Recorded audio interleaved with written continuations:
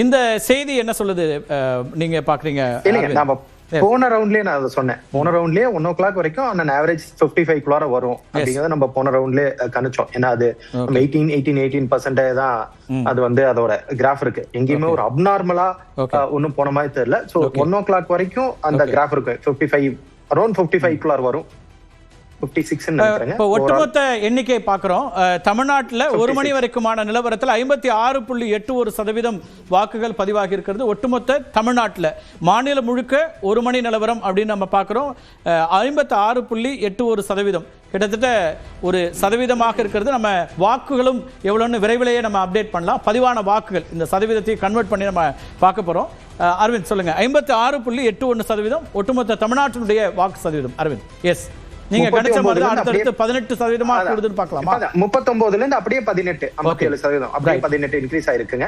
இதுக்கப்புறம் 1 o'clockல இருந்து அடுத்த ஒரு 4 o'clock வரைக்கும் ஒரு லல் பீரியட் இருக்கும். கொஞ்சம் வாக்கு எண்ணிக்கை அது குறையும். அதுக்கப்புறம் மறுபடியும் ஆன் an average 85 பிளஸ் போகுதுங்க. 85 to 88 குள்ள இது வந்து நிற்கும். சுமார் 5 கோடி வாக்காளர்கள் வாக்களிப்பார்கள் என்றுதான் தெரிகிறது. கடந்த முறை வரை ஒரு 40-50 லட்சம் வாக்காளர்கள் அதிகமாக வாக்களிக்க போகிறார்கள். நீங்க ஒரு 50 லட்சம் வாக்காளர்கள் கடந்த முறை விட அதிகமா வாக்களிச்சாங்கன்னா ஒரு தொகுதிக்கு சுமார் 23,000 22 to 23,000 about 20,000 வாக்குகள் அதிகமாக கிடைக்க போகிறது.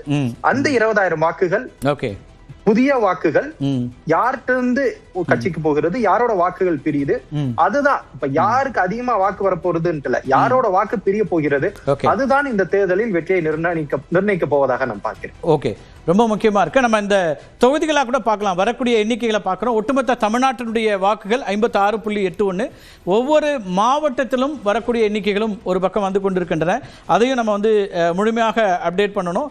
இப்போ வந்து மதுரை மாவட்டத்துக்கான ஒரு எண்ணிக்கை அப்படின்னு பார்த்தோம்னா, மதுரை நான் வந்து ஒரு ஜோனோட ஹெட் குவார்ட்டர்ஸாக பார்க்குறேன். அந்த அடிப்படையில் பார்க்கும்போது மதுரையை பொறுத்த வரைக்கும் ஓகே. திருநெல்வேலி நம்ம இங்கே 50.4 இதெல்லாம் ஒவ்வொன்றா தனியாக இருக்கிறத விட ஒட்டுமொத்தமான ஒரு எண்ணிக்கையை நம்ம கிராஃபிக்கில் கூடிய விரைவில் பார்க்கலாம். தமிழ்நாட்டுடைய வாக்குகள் இதுவரைக்கும் பதிவானது என்னது அப்படிங்கிறதையும் விரைவில் பார்க்கலாம். அதை தவிர்த்து மதுரையை பொறுத்த வரைக்கும் மதுரை சென்ட்ரல் 50.69, மதுரை ஈஸ்ட் 54.61, அதேபோல் மதுரை நார்த் 50.43, மதுரை சவுத் 53.83, மேலூர் 55.33, சோழவந்தான் 57.63.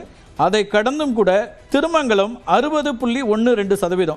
மதுரை மாவட்டத்திலேயே கூடுதலான வாக்குகள் திருமங்கலத்தில் பதிவாகுது. இது வந்து நம்ம ஒட்டுமொத்த வாக்குகள் பார்க்குறோம். 2026 எஸ் ஒட்டுமொத்த வாக்குகளை பார்த்துடலாம். 3.25 கோடி வாக்குகள் இதுவரை பதிவாகி இருக்கிறது. ஒட்டுமொத்த வாக்குகள் 5.73%, 73 கோடி வாக்குகள் நமக்கு 2026 பொறுத்த வரைக்கும். மொத்த வாக்காளர்கள் அதிகாரப்பூர்வமாக அறிவிக்கப்பட்டது 5 எஸ்ஐஆருக்கு பிறகான வாக்காளர்கள் 5.73, 5,73,43,891. அதில் இதுவரைக்கும் 56.81%, அதாவது 3,75,79,329 பேர் வாக்குகளை பதிவு செய்திருக்கிறார்கள். இது ரொம்ப முக்கியமாக பார்க்குறோம். அந்த பதிவான வாக்குகள் என்பது தான் இங்கே வந்து நம்ம கவனிக்க வேண்டிய அம்சமாக இருக்கிறது. 2021 நம்ம ஏற்கனவே இங்கே குறிப்பிட்டிருக்கிறோம். ஒட்டுமொத்தமாக பதிவானதே 4.62 கோடி வாக்குகள். அதில் இப்போது வரைக்கும் 1 மணி நிலவரம் வரைக்கும் 56.81, அதில் 3,25,00,000 பேர் வாக்களித்து விட்டார்கள். கிட்டத்தட்ட 5.73ல் 3.25 1 மணிக்கு முன்னதாக வந்திருக்கிறது அப்படின்னு பார்க்குறோம். திருமங்கலமும் இப்போ வந்து கூடுதலாக வந்திருக்கு. ஆர்கே திருமங்கலம் தொகுதி உங்களுக்கு தெரியும் மும்முனை போட்டியாக இருக்கக்கூடியது. அங்கே வந்து அதிமுக அதேபோல் திமுக தமிழக வெற்றி கழகம் அப்படின்னு மும்முனை போட்டியாக நாம் தமிழரும் அங்கே இருக்கக்கூடிய தொகுதி. அங்கே 60% வாக்குகள் பதிவாயிருக்கு. எப்படி பார்க்குறீங்க ஆர்கே? இதில் இதை பொறுத்தவரை நம்ம நான் திருமங்கலம் வந்துடுறேன். அதுக்கு நட்சத்திர தொகுதிகளும் பார்த்துடலாம். கொளத்தூர் முதலமைச்சர் மு க ஸ்டாலின் போட்டியிடக்கூடிய தொகுதி. அதிமுகலேருந்து திரு சந்தானகிருஷ்ணன், திரு VS பாபு, அதேபோல் சவுந்தரபாண்டியன் போட்டிடுறாங்க. 1 மணி வரைக்கும் 1,19,841 வாக்குகள் பதிவாகி இருக்கிறது. ஒட்டுமொத்தமாக கொளத்தூர்லையும் 56.59% வாக்குகள் பதிவாகி இருக்கிறது. கடந்த முறை பதிவான வாக்குகள் அப்படின்னா 64% தான் கொளத்தூர்ல. இந்த முறை இதுவரைக்கும் 56.59 வாக்குகளாக பார்த்தோம்னா கடந்த முறை பதிவானது 1.71, 1,71,859 வாக்குகள் ஒட்டுமொத்தமாக பதிவாக இருந்துச்சு. இப்போது 1 மணி வரைக்கும் 1,19,841. குயிக்கா இதை எப்படி பார்க்குறீங்க? இல்லை, டெஃபினட்டாக இது அதிகரிக்கக்கூடிய அந்த வாய்ப்பு இருக்கிறது. போன முறை இருந்ததுக்கும் இந்த முறை இருந்திருக்கும் வித்தியாசம் என்னன்னு பார்த்தீங்கன்னா, நிச்சயமாக முதல்வருடைய கான்ஸ்டிடுவன்சியில் முதல்வருக்கு ஒரு பெரிய லீடு கொண்டு வர வேண்டும் என்ற அந்த ஆர்வம் இருக்கும். அதே இதில் வந்து VS பாபு நின்னால் கூட அதுக்கு வந்து விசில் என்ற அந்த அடிப்படையில் வந்து மக்கள் வரக்கூடிய அந்த வாய்ப்பு இருக்கு. இதுல நாம் மறந்து கூடாத ஒரு விஷயம் என்னன்னு பார்த்தீங்கன்னா, நாம் தமிழனுடைய அவர்களுடைய வாக்கு எல்லா இடத்துலயும் ஒரே மாதிரி தான் இருக்கும். அவர்கள் வந்து ஃபர்ஸ்டே வந்து வாக்களித்து சென்று வருவார்கள். அந்த ஒரு 8% இருந்தாலும் சரி, இன்னைக்கு வந்து 6% மாறினாலும் சரி, நிச்சயமாக அந்த வாக்குகள் எல்லாம் முதலே பதிவாகிவிடும். அது மார்னிங் செஷன்லயே வந்துடும். ரைட். அரவிந்த், நீங்க எப்படி பாக்குறீங்க கொளத்தூர் பதிவுல? அதே போல திரு எடப்பாடி பாத்துறேன், நான் ரெண்டுத்துக்கே சேர்த்து சொல்லிடலாம். திரு அரவிந்த், எடப்பாடி தொகுதியை பொறுத்த வரைக்கும் இப்போது வரைக்கும் 60.98% வாக்குகள் பதிவாகி இருக்கின்றன. 1,68,540 வாக்குகள் பதிவாகி இருக்கிறது. அதிமுகவுடைய பொதுச்சாளர் திரு எடப்பாடி பழனிசாமி எடப்பாடி தொகுதியில் போட்டியிடுறாரு. மொத்த வாக்குகள் 2,76,387. அதுல இப்போது வரைக்கும் 1,68,540, 60% வாக்குகள், 61%, 60.98, அது நம்ம ரவுண்ட் பண்ணா 61%. கடந்த தேர்தலில் 2,46,192 வாக்குகள் பதிவான இடத்துல இப்போதே 1,68 பதிவாக இருக்குது. அரவிந்த், நீங்க இந்த ரெண்டு தொகுதிகளை எப்படி பாக்குறீங்க? கொளத்தூர், அதே போல திரு எடப்பாடி அவர்கள் போட்டியிடக்கூடிய எடப்பாடி தொகுதி. எஸ் அரவிந்த். இல்ல, நான் ஃபர்ஸ்ட் ஓவரால் நம்பர்ஸ்ல இருந்து ஆரம்பிக்கலாம். ஓவரால் நம்பர்ஸ்ல ஆல்மோஸ்ட் 75 லட்சம் வாக்குகள் அதிகமாக பதிவாகி இருப்பதாக நான் பாக்குறேன். போன முறை 2.5 lakh, 2 crore 50 lakh, 2.5 crore கடந்த முறை 2021 பதிவாகி இருந்தது.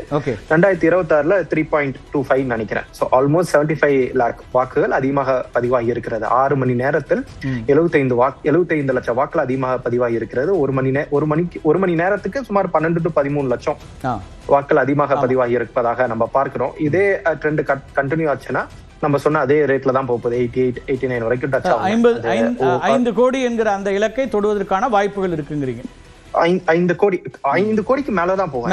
கீழே போவதற்கான வாய்ப்பு இருப்பதாக தெரியல. 5 கோடிக்கு மேலதான் போகிறது. இந்த 2 ஸ்டார் தொகுதியிலுமே பாத்தீங்கன்னா 2லயுமே 60+ எபோவ் ஆவரேஜா இருக்கிறது. சோ எங்கெங்கெல்லாம் வந்து இங்க 56 வந்திருக்கு கொளத்தூர்ல. இதுல வந்து 60%. சென்னை ரீஜன்ல 56ங்கிறது பெருசுங்க. நீங்க சென்னையில இருக்கிறது கொளத்தூர் வந்து சென்னை ஆவரேஜ் பார்க்கும்போது அதிகமா இருக்கும். எடப்பாடி இது சேலத்தை பார்க்கும்போது எடப்பாடி. சோ எங்கெங்கெல்லாம் இந்த தொகுதிகளுக்கு இதுல நமக்கு ஒண்ணு தெரியுது என்னன்னா, 2 கட்சிகளும் அவர்களுடைய வாக்காளர்களை எப்படியாச்சும் கொண்டு வரணும்னு பாக்குறாங்க போலிங் பூத்துக்கு. பிளஸ் தாவேகா அவர்களும் இந்த தொகுதிகளில் அவர்களும் ஒரு 20-30 ஆயிரம் வாக்குகளை அவர்களும் வந்து ஆட் பண்ண பாக்குறாங்க அப்படிங்கறதா நமக்கு தெரியுது. அகைன் இதெல்லாமே வந்து நம்ம பியூர். இன்னொரு அம்சம் இருக்கு, ஓவராலுக்கு கடந்து திருப்பூர் மாவட்டம் காலையில இருந்தே முதலிடத்துல இருக்குது. அதிகமான வாக்குகள் பதிவாகிறதுல இப்போது வந்திருக்கக்கூடிய டேட்டாலேயோ 1 மணி வரைக்கும் இருக்கக்கூடிய நிலவரத்திலேயோ திருப்பூர் மாவட்டம் 62.97, கிட்டத்தட்ட 63% என்றே சொல்லலாம் ரவுண்ட் பண்ணா. திருப்பூர் தான் முதலிடத்தில் இருக்குது 1 மணி வரைக்குமான வாக்குப்பதிவில். திருப்பூரை நம்ம அப்படி வந்து வழக்கமானதுன்னு கடந்து போக முடியுமா? அதை எப்படி பார்க்கணும் அரவிந்த்? இல்லைங்க, எனக்கு இன்னமும் திருப்பூர் வழக்கமாக இருப்பதாகத்தான் தெரியுது. நீங்க அந்த இதுக்கப்புறம் பாத்தீங்கன்னா அப்படியே திருப்பூர் அப்படியே ஸ்டாக்னண்டா மெயின்டைன் பண்ண ஆரம்பிக்கும். இந்த ஒவ்வொரு 2 மணி நேரத்துக்கு ஒருக்கா 18% இன்க்ரீஸ் ஆயிட்டு வருது இல்லைங்க. அது திருப்பூர்ல அந்த 18ல இருந்து 15 அப்படியே கம்மியாக ஆரம்பிச்சிடும். ஏன்னா நீங்க இப்பவே பாத்துட்டீங்கன்னா திருப்பூர்ல மட்டும் நீங்க பாத்துட்டீங்கன்னா இது நார்மல் ஆவரேஜை விடவே அதிகமான வாக்குகள் இப்போதே திருப்பூர்ல வர ஆரம்பிச்சிச்சு. 63, ஆல்மோஸ்ட் 63% இருக்கு. இன்னமும் 37% தான் இருக்கு. சோ அடுத்த 18 போகாது. அது அப்படியே கொஞ்சம் ஸ்லோவாக ஆரம்பிக்கும். காரணம் என்னன்னா முன்பே சொன்னது போல இருக்கக்கூடியவர் காலையிலேயே வாக்களித்து விட்டு அடுத்த கட்ட வேலைக்கு போலான்னு நினைக்கக்கூடியவங்க மேற்கு மண்டலம் அப்படிதான் இருக்கு. அதனால மேற்கு மண்டலம் இதுக்கப்புறம் 1 மணிக்கு மேல 3-5 எல்லாம் பாத்தீங்கன்னா கொஞ்சம் ஸ்லோ ஆகும். மறுபடியும் 5க்கு அப்புறம் மறுபடியும் அந்த பிக்கப் ஆக ஆரம்பிக்கும். Last mile mobilisation of political parties happening நடக்கும்னு நான் பாக்குறேன். சவுத்தை தான் நம்ம இன்னும் கொஞ்சம் கேர்ஃபுல்லா நம்ம ரீட் பண்ணுவோம்னு நான் நினைக்கிறேன். ஓகே, நம்ம மற்ற விஐபி தொகுதிகள் அவைலபிளா இருக்கிற டேட்டாவும் பார்த்தலாம். 1 மணி வரையிலான தொகுதிகள் அல்லது கூடுதலா நமக்கு என்னெல்லாம் டேட்டா வந்திருக்குங்கிற பார்க்கலாம். அடுத்தடுத்து கொளத்தூர் நம்ம ஏற்கனவே பார்த்துட்டோம், முதலமைச்சர் போட்டியிடக்கூடிய தொகுதி. அதேபோல காரைக்குடியில் என்ன வந்திருக்கு 1 மணி நிலவரம், இதுவும் நம்ம பார்க்க வேண்டியிருக்கு. திரு சீமான் அவர்கள் போட்டியிடக்கூடிய தொகுதி 4 முனை போட்டியாகவே அங்கே பார்க்கப்படுது. காங்கிரஸ்ல இருந்து திரு மாங்குடி, அதேபோல அமமுகவுடைய திரு தேர்போகி பாண்டி, தாவேக்கால இருந்து திரு பிரபு, இந்த 4 பேரும் அங்கே போட்டிடுறாங்க. ஒரிஜினலா ஒரு ரியல் 4 முனை போட்டி அப்படின்னு பார்க்கப்படக்கூடிய ஒரு தொகுதி.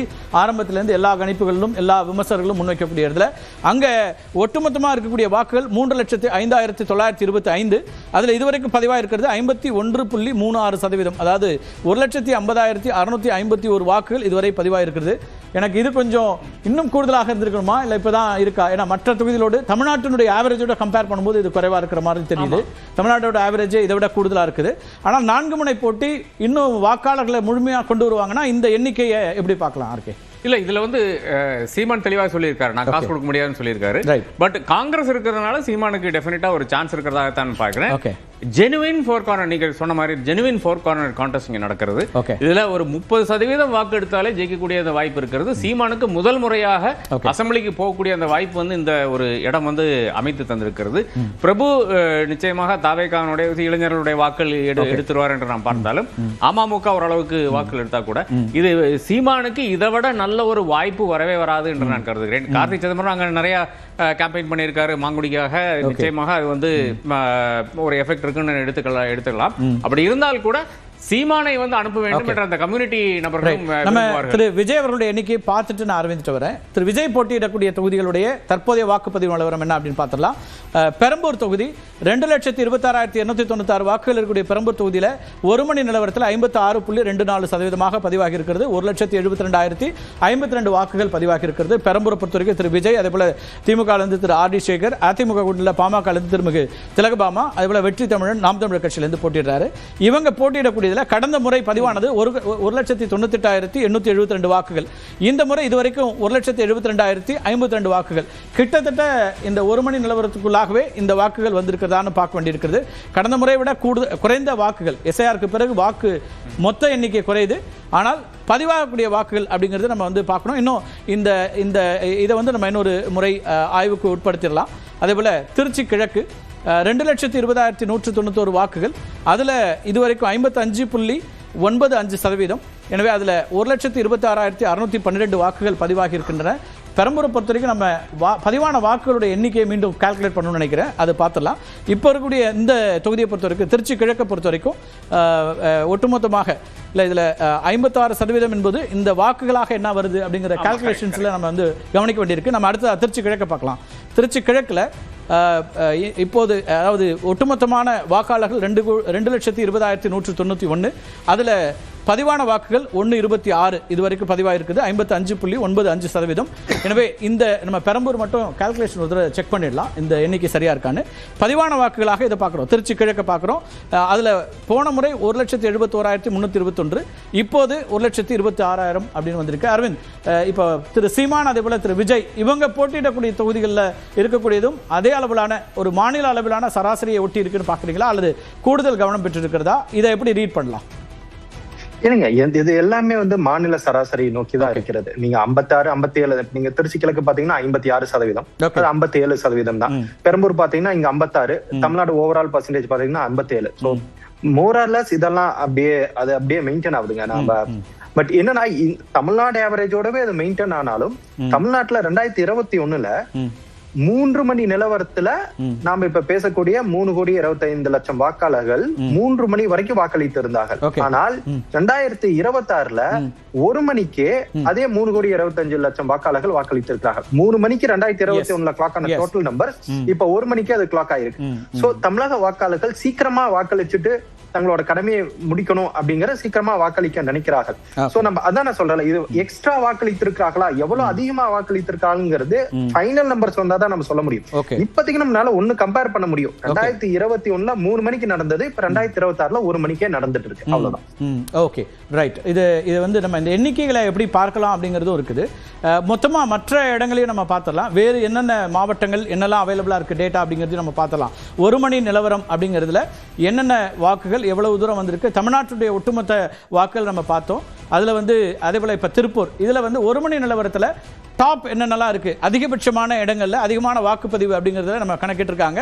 திருப்பூர் 62.97%, நாமக்கல், இதெல்லாம் மாவட்டங்களாக வருகிறது, தொகுதிகளா இல்ல, மாவட்டங்களா. திருப்பூர் மாவட்டம் 62.97, நாமக்கல் மாவட்டம் 62.51, ஈரோடு மாவட்டம் 61.79, சேலம் மாவட்டம் 61.42, கரூர் 60.77. நான் மீண்டும் இதை வந்து அரவிந்த் உங்கள்கிட்ட வைக்கிறேன். இது சராசரி எப்போதும் இருப்பது அப்படின்னு இதை பார்க்க முடியுமா அப்படிங்கிற கேள்வி எனக்கு இருக்கு. இது ஃபுல்லா மேற்கு மாவட்டங்கள், இதுதான் அதிகமான வாக்குப்பதிவு. தமிழ்நாட்டுடைய சராசரி 56.81னா இங்க எல்லாமே 60க்கு மேல இருக்குது. இந்த அத்தனை மாவட்டங்களும் மேற்கு மாவட்டங்களாக இருக்கின்றன. எப்படி புரிஞ்சுக்கலாம்? அப்ப நமக்கு ஃபைனல் நம்பர்ஸ் வந்தாதான் அதிகமான வாக்காளர்கள் வாக்களிச்சிருக்காங்களான்னு தெரியும். இதுல இருந்து ஒண்ணு தெரியுதுன்னா தான் நம்ம சொன்னோம், 3 மணிக்கு தொடர்ச்சியா காலையில இருந்தே மேற்கு மண்டலத்தினுடைய வாக்கு சதவீதம் தான் கூடுதலா இருக்கு. டாப் 5 அந்த மாவட்டங்கள் தான் இருக்கு. அதாங்க மதியத்துக்கு முன்பு இந்த வேலையை முடிச்சிடலாம், வெயிலுக்கு முன்பு இந்த வேலையை முடிச்சிடலாம், 12-11 மணிக்கு முன்னாடி இந்த வேலையை முடிக்கலான்னு ஒரு எண்ணத்துல நம்ம அதை பாக்குறது. ஏன்னா நான் வாக்களிக்க சென்ற பூத்திலேயே வந்து அது இருந்துச்சு. இப்ப நான் போகும்போதுங்க, நான் வந்து ஒரு 12:30 வாக்களிக்க போகும்போது என் பூத் வந்து காலியா தான் இருந்துச்சு. ஏன்னா அப்பவே 72% பீப்புள் வந்து வாக்களித்து இருந்தாங்க. இனிமேல் இதுக்கப்புறம் வரக்கூடிய வாக்கள் வந்து ஒரு லார்ஜ் சங்க் எப்ப வரும்னா ஒரு 5 மணிக்கு மேலதான் வரும். சோ வெயில் இங்க ரொம்ப அதிகம். நம்ம குறைந்த வாக்கு சதவீதம் இருக்கிற மாவட்டங்களையும் பார்த்தலாம். அதிகமாக வாக்களிக்கக்கூடிய வாக்காளர்கள் இருக்கிற மாதிரி குறைவா இருக்கிறவங்களை சொல்லிட்டா இன்னும் வாக்களிக்காத இருக்கவங்க போயிடலாம். குறைவுனா ரொம்ப குறைவுலாம் இல்லை, ஆவரேஜ் ஸ்டேட் ஆவரேஜை விட குறைவா இருக்கிறதாக பார்க்கலாம். கன்னியாகுமரி மாவட்டம் 50.35% இருக்கிறது ஒரு மணி நிலவரத்தில்.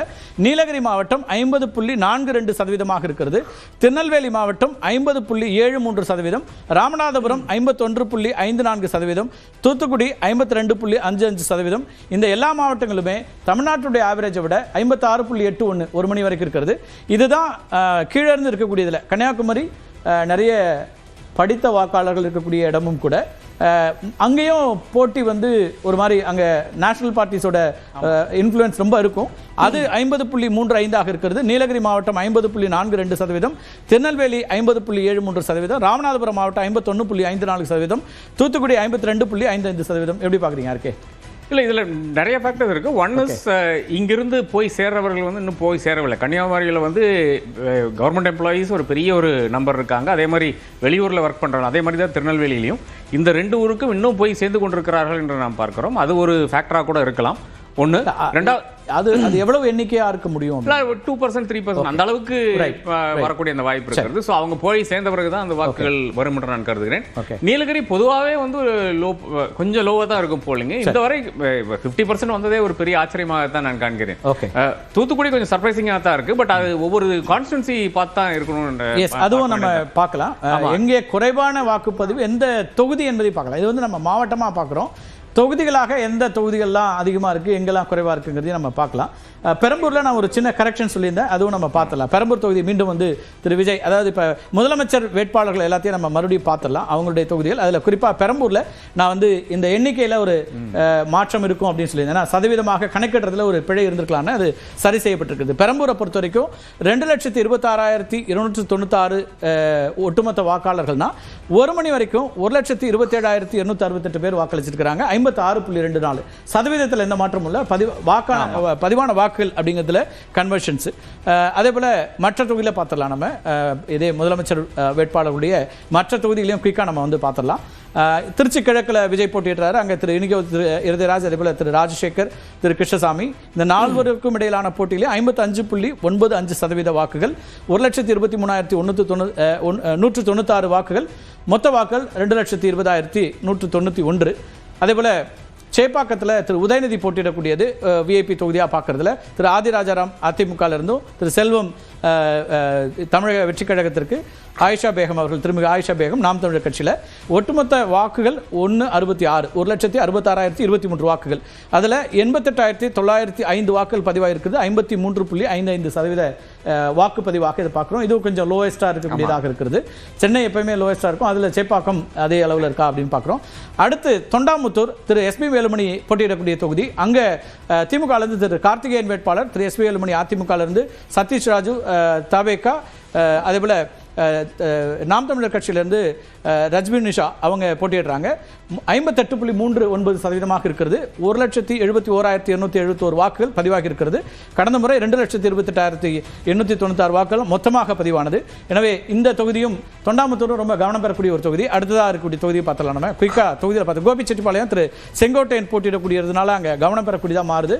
தமிழக வெற்றிக் கழகத்தில் திமுகவிலிருந்து திரு நல்லசிவம், அதே போல இரட்டையிலிருந்து அதிமுகவிலிருந்து திரு பிரபு, நாம் தமிழிலிருந்து திருமிகு சீதாலட்சுமி. 59.8% வாக்குகள், 1,43,029 வாக்குகள் பதிவாகி இருக்கிறது.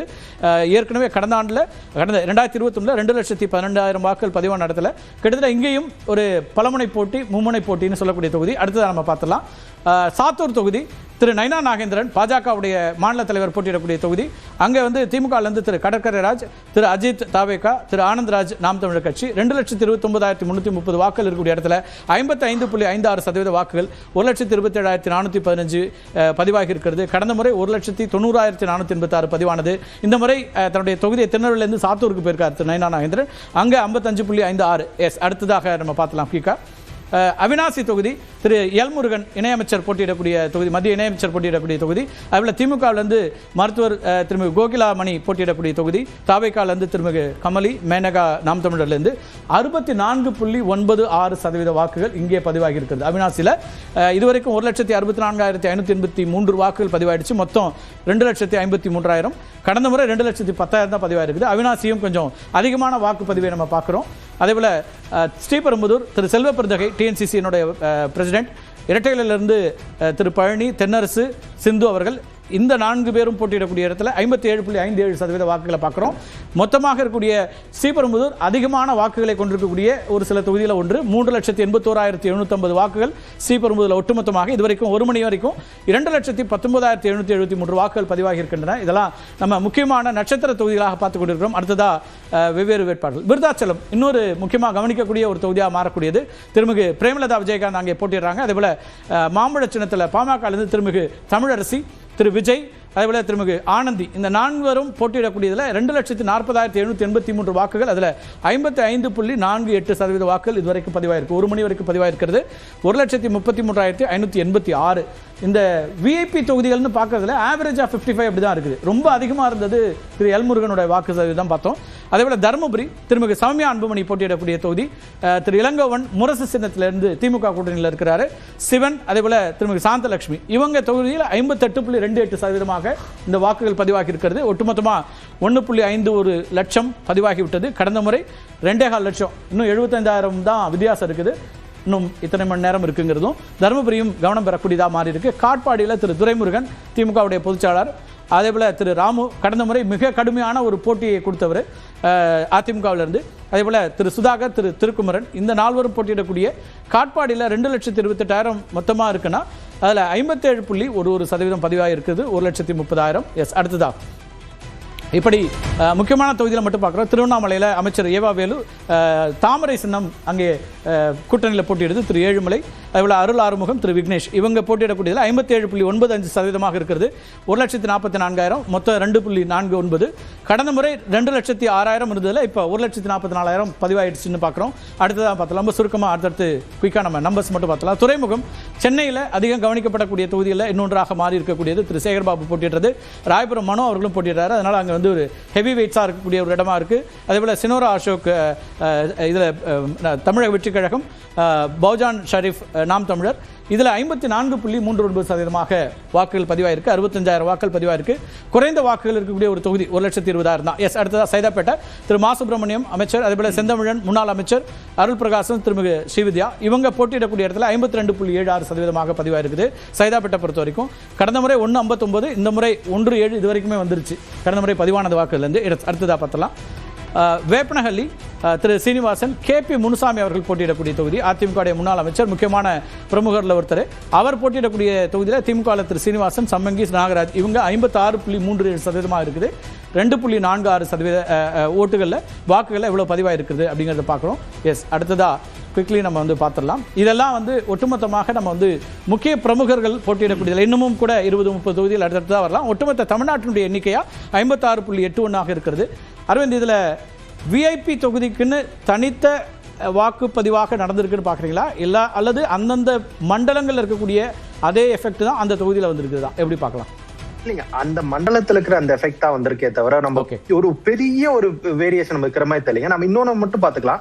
ஹையஸ்ட் போலிங் ரெக்கார்ட் இருக்கக்கூடிய மாவட்டங்களையும் லோயஸ்ட் போலிங் ரெக்கார்டா இருக்கக்கூடிய மாவட்டங்களையும் ரெண்டையும் ஒரே நம்ம சார்ட்ல வச்சு பார்க்கும்போது நமக்கு கம்பாரிசனுக்கு நமக்கு கொஞ்சம் ஹெல்ப்ஃபுல் ஆகும். அந்த ஒரு ஸ்லைடை மட்டும் நீங்க கொண்டு வந்தீங்கன்னா இட் வில் பி ஹெல்ப்ஃபுல். நான் மீண்டும் ஒரு முறை வேணா அதை நம்ம தனித்தனியா இருக்கு ஒன்னா கம்பேர் கொண்டு வந்துடலாம், ஒன்னா கம்பேர் பண்ணி பார்க்கலாம். ஏன்னா இப்போ மேற்கு மாவட்டங்கள்ல அதிகமான போலிங் பர்சன்டேஜ் ரெக்கார்ட் ஆயிருக்கிறது. தென் மாவட்டங்கள்ல போலிங் குறையுது. இப்ப நம்ம என்ன பார்க்கலாம், இந்த மேற்கு மாவட்டங்கள்ல எங்கெங்க இப்ப மேற்கு மாவட்டங்கள்ல நம்ம இருக்கக்கூடிய பார்க்கக்கூடிய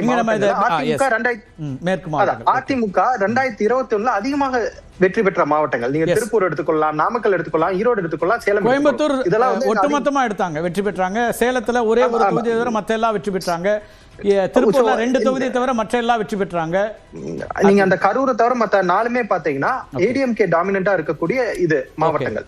நீங்க அதே போலிங் கம்மியா இருக்கக்கூடிய மாவட்டங்களை பாத்தீங்களா, கன்னியாகுமரி. இதுல ஒரு அம்சம் கூடுதலா சொல்லிடுறேன். மாவட்டங்கள் பார்த்தோம், அதிலே தொகுதிகளாக இருக்கிறதுல கூடுதலாக ஒரு மணியோ நிலவரத்துல குமாரபாளையம் தான் அதிகமா இருக்குது. குமாரபாளையத்துல 67.63% வாக்குகள் பதிவாகி இருக்கிறது. திருப்பூர் தெற்குல 65.58% வாக்குகள், அவினாசி 64.96%, திருச்செங்கோடு 64.8%, காங்கேயம் 64.77. திருச்செங்கோடும் இப்போ நீங்கள் திரு அருண்ராஜ் போட்டியிட்டதுனால அங்கே கவனம் பெறக்கூடிய ஒரு தொகுதியாகவும், அதே போல் இங்கே கொங்கு ஈஸ்வரன் அவர்களும் அங்கே களத்தில் இருக்காரு, அங்கே ஒரு கவனம் பெறுது. அவினாசி மத்திய இணையமைச்சரும் அதே போல் முதல் தலைமுறையாக இருக்கக்கூடிய மருத்துவர் அந்த வேட்பாளர் இருக்கிறது. குமாரபாளையமும் அகைன் நீங்கள் வந்து முக்கியமாக திரு தங்கமணி உள்ளிட்டவர்கள் இருக்கக்கூடிய இடம். அப்படின்னா இதை எப்படி பார்க்குறீங்க? எஸ், குமரபாளையம் தங்கமணி. திருப்பூர் தெற்குல இந்த முறை வந்து திருப்பூர் மேயர் தினேஷ் போட்டி போடுறாருன்னு நினைக்கிறேன், if I'm not wrong. அது கொஞ்சம் ஒரு இம்பார்ட்டன்ட் தொகுதியா தான் பார்க்கப்படுது. அவினாசி நம்ம சொன்னது போல முருகன் விசஸ் கோயிலா அவங்க இருக்காங்க டாக்டர். திருச்செங்கோடு மீண்டும் மும்முனை போட்டி. அதிமுக ஒரு நல்ல கேண்டிடேட், டிஎம்கேல இருந்து கொங்குல இருந்து ஈஸ்வரன் போட்டியிடுகிறார், அருண்ராஜ் போட்டியிடுறார், காங்கேயம் மூப்பே சாமிநாதன். சோ இதெல்லாமே பாத்தீங்கன்னா நான் மாவட்ட வாரியா பார்த்தா கூட கரூரை தவிர மத்த அனைத்து மாவட்டமே ஏடிஎம்கே டாமினண்டா இருக்கு. நம்ம மாவட்டத்துல பார்த்தலாம் டாப் 10. ஏன்னா நீங்க அந்த ஒப்பீடு சொன்னீங்க, மேற்கு மாவட்டங்களையும் நம்ம தெற்கு மாவட்டங்களையும் பார்க்க வேண்டியிருக்கு அப்படின்னு சொன்னீங்க. லோவஸ்ட் ஹையஸ்ட் லோவஸ்ட் ரெண்டே கம்பேர் பண்ணோம்னா ஹெல்ப்ஃபுல்லா. ஆமா, இது வந்து நம்ம ஹையஸ்ட் ஃபர்ஸ்ட் போட்டுறோம். நீங்க சொன்னதை உடனடியா கிராபிக்ஸ்ல வர்க் பண்ண முடியுமான்னு தெரியல, அடுத்து பண்ணிடுவாங்க, அடுத்த சுற்றுல பண்ணிடலாம். திருப்பூர், நாமக்கல், ஈரோடு, சேலம், கரூர் இதுதான் ஹையஸ்டா பதிவாக இருக்கக்கூடிய வாக்குகள். ஒரு மணி நிலவரப்படி தமிழ்நாட்டுடைய அதிகமா.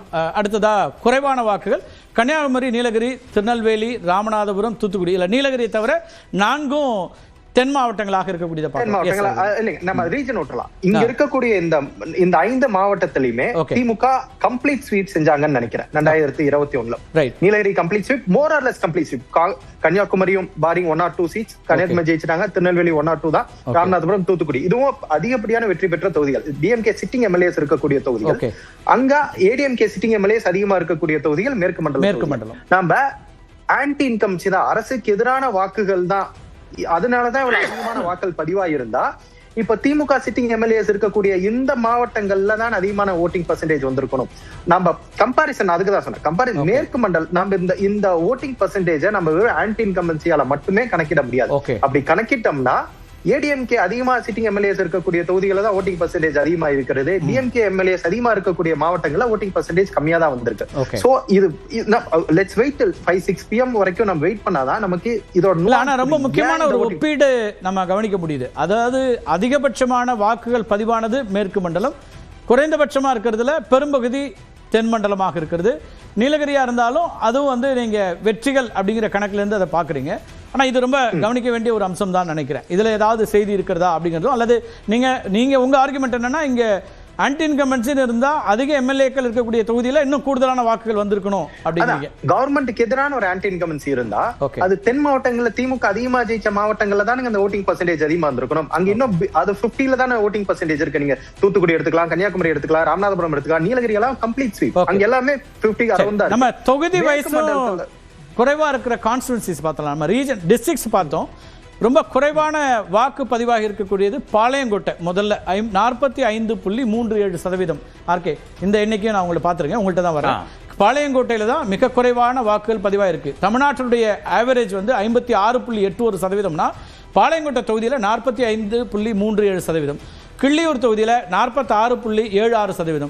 திருவிக்கா நகரில், இது சென்னையினுடைய தொகுதியாக இருக்குது, சிபிஎம் போட்டியிடக்கூடிய தொகுதி, 48.74%. திருவிக்கா நகரில்.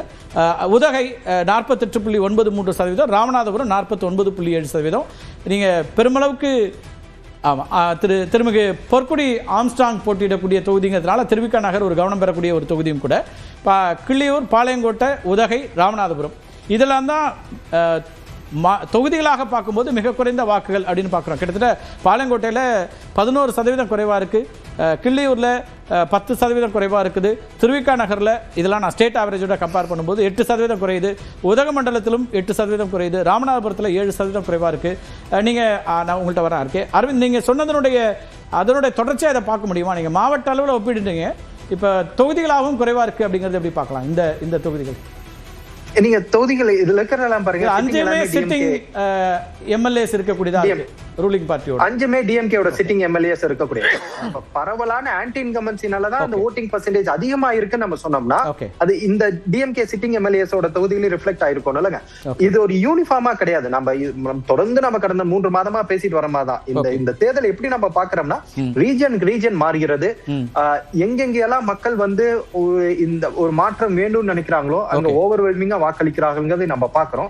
அதை நம்ம உறுதியா சொல்ல முடியுமா? இப்பெல்லாம் நம்ம அசம்ஷன்ல பேசுறோம். 6 o'clock ஃபைனல் போலிங் நம்ம வரும்போது நம்ம சொல்ற மாதிரி திருப்பூர் மாவட்டம் 95% வாங்கி ஓவரால் ஆவரேஜ் வரும் 80-85% இருந்து 10% அதிகமா திருப்பூர்ல வந்துச்சுன்னா நம்ம இப்ப சொல்லலாம். செய்தியாளர் குருசாமி பேசிட்டு வந்தல, ஏன்னா மேற்கு மண்டலங்களுடைய வாக்கு சதவீதம் கூடுதலா இருக்குதுங்கிறத பத்தின ஒப்பீனியன் இருக்கும்போது அவர் இன்னும் கூடுதலா அந்த பகுதியில் இந்த வாக்கு சதவீதம் என்ன செய்தி சொல்லுதுங்கிறத பத்தி நம்மகிட்ட சொல்ல இருக்கிறாரு. குரு, இந்த எண்ணிக்கை தொடர்ச்சியாவே திருப்பூர் முதலிடத்துல இருக்குது. மேற்கு மண்டலத்துல பல மாவட்டங்கள் கூடுதலான வாக்கு சதவீதத்தோடு இருக்காங்கிறத எப்படி புரிஞ்சுக்கலாம்? எப்படி அது நடக்குது குரு?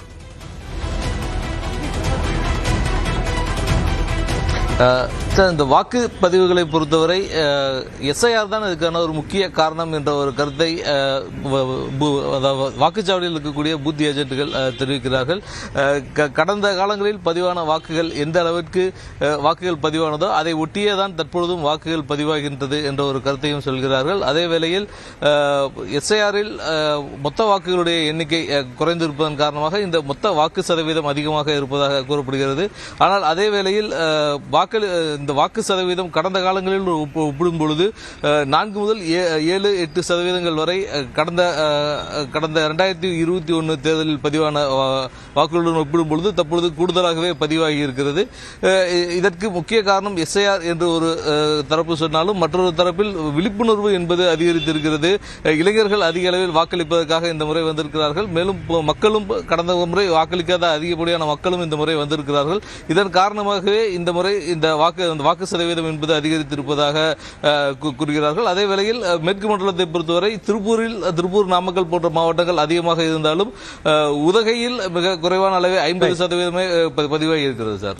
ஓகே, நன்றி குருசாமி. பேசலாம். ஆர்கே, எப்படி பாக்குறீங்க இந்த எண்ணிக்கைகள்ல? நம்ம வந்து நிறைவு சுற்றாவும் வச்சுக்கலாம் குயிக்லி. எஸ், இல்ல பெரிய நம்பர்ஸ் தான். ஏன்னா 2021 வந்து 2.49 கோடி மக்கள் தான் இந்த டைம்ல வந்து செலுத்தியிருந்தாங்க. இது வந்து 3.26 கோடி இதுவரை செலுத்தியிருக்கிறாக இப்ப தகவல் வந்து கொண்டிருக்கிறது. நிச்சயமாக ஒரு ஹை டர்ன் அவுட்டாக தான் பார்க்க வேண்டியதா இருக்கிறது. அதுக்கு ஒட்டுமொத்த எண்ணிக்கையை பார்த்தலாம். நீங்க சொல்ல மாதிரி தமிழ்நாட்டுடைய 1 மணி நிலவரம் அப்படிங்கறத ஒட்டுமொத்தமா நம்ம ஸ்கிரீன்ல பார்த்துடலாம். அதே போல இதுல வந்து நம்ம இப்ப லோயஸ்ட் பார்த்துட்டோம். 1 மணி வரைக்கும் தமிழ்நாட்டில் மதியம் 1 மணி வரைக்கும் பதிவாகி இருக்கக்கூடியது 56.81% வாக்குகள். பதிவான வாக்குகள் என்னங்கிற அந்த கம்பேரிசனை சொன்னோம்னா இன்னும் எளிதாக. எஸ், பதிவான வாக்குகள் 3,25,79,329. மொத்த வாக்காளர்கள் 5,73,73,891. அதில் 56.81 மதிய நிலவரம் 1 மணி வரைக்குமானது. கடந்த முறை பதிவான வாக்குகள் 4,62,056 2021 ஒட்டுமொத்தமாக பதிவானது. இப்போ அதில் வந்து பதிவான வாக்குகள் இப்போவே 3.25 வந்துருச்சு பதிவாக இருக்கிறது அப்படிங்கிறத பார்க்குறோம். நம்ம பர்சன்டேஜை கம்பேர் பண்ணல, பதிவான வாக்குகளை கம்பேர் பண்ணுறேன். எஸ், அதே போல் நம்ம வந்து வாக்கு சதவீதமாக இப்போ ஏற்கனவே பார்த்தோன்னா 2021 8.41%, இங்கே 17.69%. 11 மணிக்கு 37.56, அது 22.16 இருந்துச்சு. 1 மணிக்கு 56.81 மாதிரி இருக்குது. இது 38.73 இருக்குது. இதில் அரவிந்த் சொன்ன அந்த கணக்கை பார்க்கலாம். இங்கே கிட்டத்தட்ட ஒரு 13% ஒவ்வொரு 2 மணி நேரத்துக்கு கூடுதுன்னா இங்கே 18% ஒவ்வொரு 2 மணி நேரத்துக்கு கூடுறதை பார்க்குறோம். 17.69, 37.56, 56.81, கிட்டத்தட்ட 19% அப்படிங்கிற அளவுக்கு கூடுது. அடுத்ததாகவும் வரலாம். ஒட்டுமொத்தமான எண்ணிக்கைங்கிறது நம்ம வந்து 3,25,00,000 பேர் இப்போதே வந்து வாக்களித்திருக்கிறார்கள். எஸ் சார், டெஃபினட்டா இன்னொரு நியர்லி 1.5 கோடி பேர் வாக்களிச்சா தான் அந்த நம்பருக்கு வரும். 4.6 நம்பருக்கு வந்து 1.4 crore பீப்புள் அடிஷனலா தேவைப்படுது. நாம பார்த்த இதுவரையான ட்ரெண்ட்ஸ் பாத்தீங்கன்னா ஒரு 30 லட்சம் 40 லட்சம் மக்கள் வந்து அடிஷனலா வர வேண்டிய ஒவ்வொரு முறைக்கும் கூடுதலா வந்திருக்காங்க. அப்படின்னா இந்த 4.62ல இன்னொரு 30-40 லட்சமோ கூடுதலாக வரலாம். அப்ப 5 கோடியை நெருங்கி வரலாம். வந்தா தான் நம்ம வந்து இது ஒரு சாதாரண எலெக்ஷனாக எடுத்துக்கொள்ள முடியும். இப்போ திடீர் திடீர்னு நாம வந்து மத்தியானத்தை நம்பர்ஸ் பார்த்துட்டு அந்த 2021 வச்சு கம்பேர் பண்ணோம்னா நிச்சயமாக இது ஒரு வேவ் எலெக்ஷனா இருக்குமோ என்ற அந்த ஐயப்பாடு நமக்கு வரக்கூடிய அந்த வாய்ப்பு இருக்கிறது. பட் அந்த ஹிஸ்டரி பார்த்தாலும் சரி, இந்த நம்பர்ஸ் பார்த்தாலும் சரி, நமக்கு மிக தெளிவாக தெரியுது அப்படி ஒரு வேவ் இருக்கிற மாதிரி தெரியல. இப்போ பெங்காலினுடைய நம்பர்ஸ் பாத்தீங்கன்னா 62% வந்து ஏற்கனவே போலிங் ஆயிடுச்சு. ஆனா அங்கேயும் வந்து ஏறத்தாழ 90 லட்சம் பேரை வந்து மேற்கு வங்கத்தையும் நம்ம ஒப்பிடலாம். மேற்கு வங்கத்துல 62%, நம்ம இப்ப 56ல இருக்கிறோம். 1 மணி வரைக்கும் இருக்கிறதுல வெரி ஹை போலிங் அங்க. அங்கேயும் வந்து இப்ப 70 லட்சம் பேரை வந்து இன்னும் இன்க்ளூட் பண்ணவில்லை. அந்த 70 லட்சத்துல ட்ரிபியூனலுக்கு போனதுல வந்து ஏறத்தாழ 198 பேரை மட்டும் தான் இன்க்ளூட் பண்ணிருக்காங்கன்றது இருக்குது. அதுவும் வந்து அந்த லிஸ்ட் கூட வரல போலீஸ் ஸ்டேஷனுக்கு. அப்ப இது ஹை போலிங் என்று எடுத்துக்கொண்டால் கூட கான்டெக்ஸ்ட்ல பார்க்க வேண்டியது ரொம்ப அவசியமா இருக்கு. ஓகே அரவிந்த், உங்களோட நிறைவு கருத்தாவும் எடுத்துக்கலாம். எஸ், ஓவரால் அண்ட் ஸ்பெசிபிக்கா வேற விஷயங்கள் என்ன சொல்ல முடியும்? ஓவரால் போலிங் பர்சன்டேஜ் வந்துங்க அதான் 85 நோக்கி போவதாகத்தான் நான் பார்க்கிறேன். 85 நோக்கி இல்ல, 85+, 88 வரைக்கும் கூட போவதற்கு வாய்ப்பு இருக்கிறது. ஒன்று, மக்கள், நம்முடைய மக்கள் வந்து கடந்த முறை 3 மணிக்கு வாக்களித்த அதே மக்கள் தற்போது 1 மணிக்கு அந்த வாக்காளி செலுத்த வேண்டும் சொல்லி மும்முரமாக வாக்கை செலுத்துவதை நாம் பார்க்கிறோம். இது பியூர் ஆன்டி இன்கம்பன்சிக்கான வாக்கா மட்டும் தற்போது நம்மால் எடுத்துக்கொள்ள முடியாது. அதுக்கான காரணம் நம்ம கம்பாரிசன்ல நம்ம பார்த்தோம், சிட்டிங் எம்எல்ஏஸ் எங்க எப்படி மாறி இருக்கிறார்கள் என்பது. என்ன சொல்றேன்னா, ஒரு 5-6 o'clock போது நமக்கு இன்னும் கொஞ்சம் பெட்டர் அண்டர்ஸ்டாண்டிங் நமக்கு வரும். ஒரே ஒரு கோரிக்கை, மக்கள் விரைவாக சென்று வாக்களிக்க வேண்டும். தங்களுடைய ஜனநாயக கடமையை மக்கள் ஆற்ற வேண்டும். நிச்சயமா தொடர்ச்சியா நம்ம எல்லாருமே சொல்றோம். நியூஸ் 18ல நாங்க வந்து பல இடங்கள்ல பேரணிகளையும் நடத்தணும். வாக்காளர் விழிப்புணர்வு பேரணி, குறிப்பா முதல் தலைமுறையினர் நிறைய வாங்க அப்படின்னு. அந்த வாக்குகள் முழுமையா வர வேண்டியதுங்கிறது தான் அவசியமானது. அத்தனை பேருமே தங்களுடைய சொல்லுங்க. தமிழ்நாட்டோட நலனை மனதில் கொண்டு மக்கள் வாக்களிக்க வேண்டும், அதிகப்படியான வாக்குகளை செலுத்த வேண்டும் என்பதுதான் ஒரு இந்த அமர்வுல பங்கேற்ற 2 பேருக்கும் மிக்க நன்றி. ஒரு சிறிய இடைவேளைக்கு பிறகு தொடர்ச்சியா நம்முடைய கள நிலவரங்களையும் நேரலையும் வழங்க இருக்கிறார் திரு தேவப்பிரியன்.